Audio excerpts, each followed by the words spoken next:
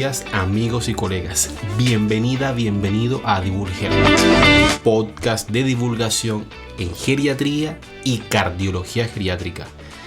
Hoy en este episodio vamos a hablar de uno de los gigantes de la geriatría, una de las 4I, la inestabilidad, en particular del síndrome de caídas. Mi nombre es Henry de las Salas y quédate aquí para que las personas mayores siempre estén al centro.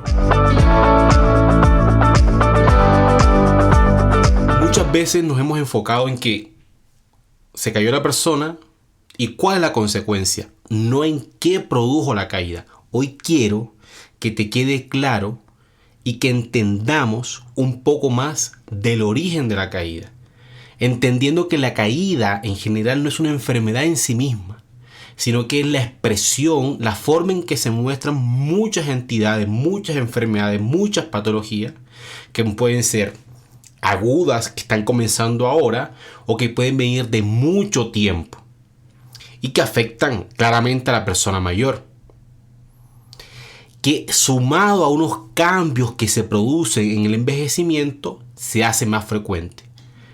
Pero tengamos claro una cosa. Mejor, dos cosas.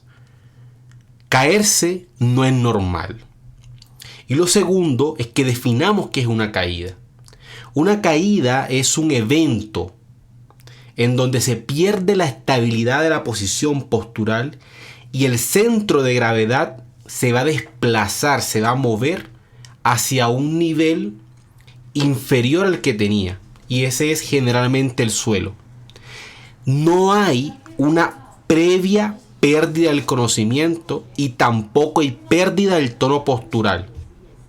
Y esto ocurre de una manera que no es intencional.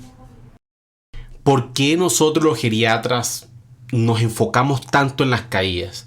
Me pasa que en la consulta de cardiología geriátrica, en el paciente hospitalizado de cardiología geriátrica o de geriatría general, vemos muchos pacientes o que han tenido antecedentes de caída o que consultan básicamente porque están cayendo. Y es que 1 de cada 3 mayores de 65 años que viven fuera de un hospital, es decir, en la comunidad, se caen al menos una vez al año. Y cuando son más de 75 años que tiene esta persona, esto puede llegar hasta el 40 al 50%. Ahora, las consecuencias llegan a ser moderadas o graves, que van a interferir con su actividad en la comunidad, que saben que la funcionalidad es súper importante para nosotros, y estas consecuencias están en torno al 20 al 30%. Por ejemplo, entre el 5 al 10% de estas complicaciones globales pueden ser o fracturas o traumas a nivel craneales, encefálicos. Y eso sabemos que si una persona mayor tiene una fractura o tiene un trauma craneoencefálico, la probabilidad de que muera es cercana al 50% en los próximos años. De todas estas fracturas que pueden ser de radio, a nivel del fémur, 1% tienen fractura de cadera y sabemos la gran mortalidad y consecuencia que tienen estos eventos al año, que van entre el 25 al 30%. Ahora, ¿cómo abordamos nosotros una caída? Desde el riesgo. ¿Cuál es el riesgo que tiene una persona de caer? Entre las cosas que nosotros sabemos que producen riesgo de caídas que no son intencionales están la depresión, la demencia, la baja calidad del músculo como la sarcopenia, la discapacidad en los miembros inferiores producidas, por ejemplo, por artritis reumatoidea o por artrosis, el uso de más de 5 medicamentos conocido como polifarmacia. Sin embargo, es importante que tengamos claro que rara vez en una persona mayor, sobre todo si es frágil, vamos a encontrar que una sola causa es la que origina la caída. Por eso, estratégicamente existen varias formas de dividirlo.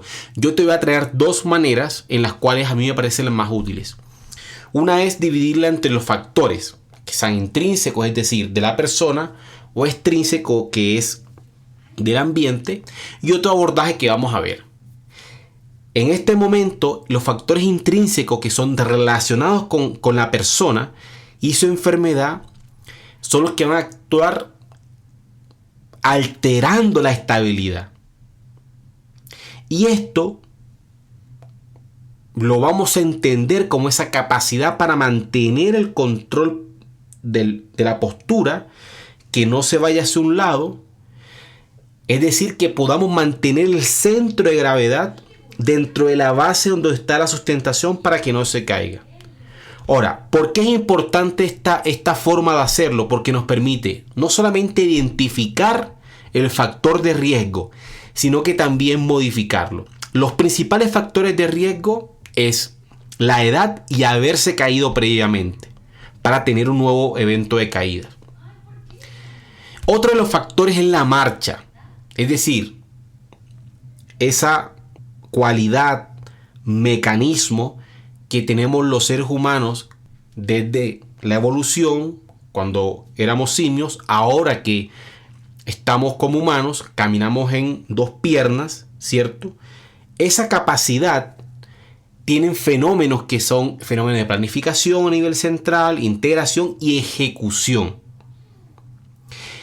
Porque el sistema muscular solamente es un efector, es un ejecutor físico. No es el más importante. Existen otros procesos.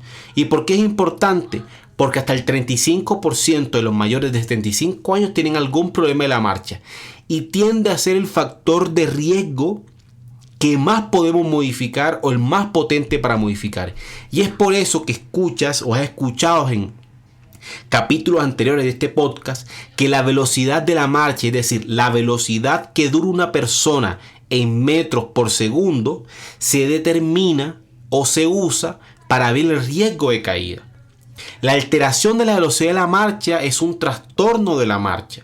Y quiero ser enfático en que dejemos de utilizar el término que muchas veces se explica en las escuelas de medicina como que la marcha de la persona mayor es una marcha senil, es decir, que normalmente es una marcha que está disminuida, en donde la sustentación está ampliada, en donde el paso es corto. Esto no es así, porque en estudios poblacionales se ha determinado que hasta un 40% de las personas no tienen ningún problema a nivel de la marcha, por lo cual esto hace parte de la normalidad. Y una velocidad cuando es menor de 0,8 metros por segundo es un predictor de futuras caídas. Por ejemplo, si no sabes cómo hacerlo, yo te invito a mi Instagram, Doctor de las Salas Cardiogeriatría, en donde hay un video en particular en donde muestro una de las pruebas funcionales, que es el SPPB, y ahí en ese video está cómo se explica la velocidad o cómo se hace la velocidad de la marcha. Cuando es menor a 0,8 vamos a tener una existencia, una realidad, que es que esa persona se va a caer más. Y si queremos ser un poco más enfáticos en personas que nosotros consideremos que puede haber cambios muy puntuales, podremos combinar la velocidad de la marcha con pedirle que cuente los años o mejor los meses del año hacia al revés, que haga una suma, una resta, o que no digas palabras con la letra A, con la letra C, etcétera, para así ver la cognición y además ver la parte efectora en la parte muscular, osteomuscular, lo que es la planificación, la integración y la ejecución. Otra de las causas importantes por las cuales a mí en particular me llegan muchos pacientes es las causas cardiovasculares. De hecho, entre el 10 al 20% de las caídas, de todas las caídas, son de causa cardiovascular. Y probablemente yo podría decir que entre el 30 y 40% en cardiología geriátrica la causa de la caída es cardiovascular. ¿Por qué? Porque la población que atendemos es sesgada porque tiene más arritmias, tiene más antiarrítmicos, usa más hipotensores, al tener más depresión usa más fármacos para la depresión, etc. Y una de estas condiciones que es muy frecuente, incluso afecta a más del 30% de las personas mayores a 65 años que viven en la comunidad, y hasta el 70% de las personas que viven en un centro de día o que pasan ahí 24 horas institucionalizados es la hipotensión ortostática, es decir, la disminución de 20 milímetros de mercurio en la sistólica y 10 en la diastólica cuando se cambia de posición de sedestación a hipedestación.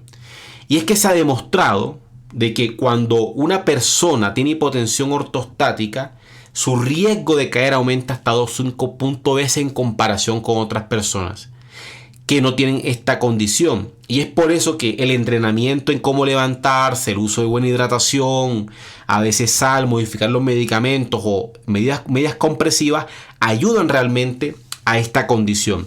Y otra de las causas que nos pasa en la clínica de cardiología geriátrica en los pacientes que habitualmente evaluamos nosotros son el síncope, que es diferente a la caída, porque en el síncope hay un compromiso en la conciencia en donde se recupera integralmente. Es muy importante que nosotros diferenciemos entre un síncope y una caída. El problema es que hasta el 45% de las personas que se caen, que son mayores, tienen una amnesia retrógrada, entonces es difícil poder determinar. Sin embargo, yo te voy a dar un tips más adelante para poder ver cuál de los dos es. La primera causa de síncope muchas veces es la hipotensión ortostática, entre el 20 al 30%. El otro 20% es sensibilidad a nivel del seno carotídeo, a nivel del cuello. Arritmias es el otro 20%, como taquicardia ventricular, fibrilación ventricular, arritmias supraventriculares o enfermedad del nodo con bradicardia. Y el otro porcentaje de menor cantidad es el síncope vasovagal. Son causas de síncope, no son, pero que después es un evento de caída, pero la causa es el síncope, es el origen de todo. El otro fenómeno en el abordaje es la cognición. ¿Por qué? Porque cuando yo tengo una persona mayor que tiene deterioro cognitivo, ahí el riesgo de caída aumenta. Y les quiero explicar este fenómeno. Cuando una persona mayor con deterioro cognitivo se va a caer, va a priorizar la actividad cognitiva por encima del equilibrio y de la marcha. Y al hacer eso, se cae. A diferencia de la persona que no tiene deterioro cognitivo, en donde lo que prioriza es el equilibrio, la estabilidad, y no se cae. Por eso, cuando yo tengo una persona que tiene deterioro cognitivo, que es moderado a severo, hay que ponerse muy pilas, porque la probabilidad de caer se va a duplicar. Incluso va a llegar hasta el 30 al 40%. Y no solamente eso, sino que las complicaciones después de la caída van a ser peores. En esa misma línea, el otro problema es los problemas del ánimo, los trastornos del ánimo, en donde tanto la ansiedad como la depresión van a alterar el grado de atención. Y la atención hace parte de una función ejecutiva. Así que se va a empeorar la movilidad y el equilibrio. Por lo tanto, vamos a tener un aumento en el riesgo de caída.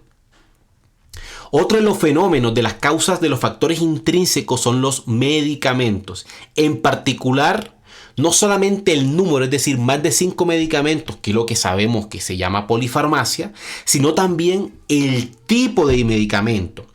Los medicamentos que están más directamente relacionados con las caídas son los medicamentos que tienen efectos del sistema nervioso central, como los antipsicóticos, los hipnóticos, sedantes, pero aquí en particular aquellos que son las benzodiazepinas, sean de uso de media vida corta o de vida media larga, y algunos antidepresivos en particular, los que inhiben la recaptación de serotonina.